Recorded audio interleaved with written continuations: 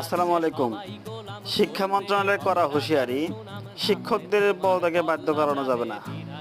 জোর করে প্রতিষ্ঠান প্রদানের পদত্যাগ বন্ধ ও শিক্ষা প্রতিষ্ঠানের সুষ্ঠু পরিবেশ বজায় রাখা সহ বিভিন্ন বিষয়ে শিক্ষা মন্ত্রণালয় হুঁশিয়ারি করেছে। জেলা প্রশাসকদের কাছে জোর করে বদলি করা শিক্ষকদের তালিকা চাওয়া হয়েছে।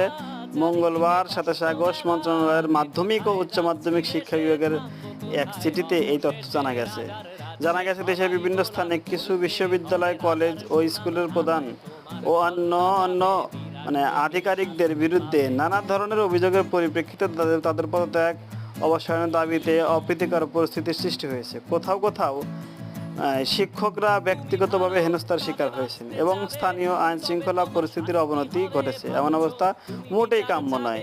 বিশ্ববিদ্যালয়ের পর্যায়ে ভিসি, প্রভিসি, অন্যান্য কর্মকর্তা স্বেচ্ছায় পদত্যাগ করতে পারেন এবং প্রয়োজনে চ্যান্সেলর তাদেরকে আইন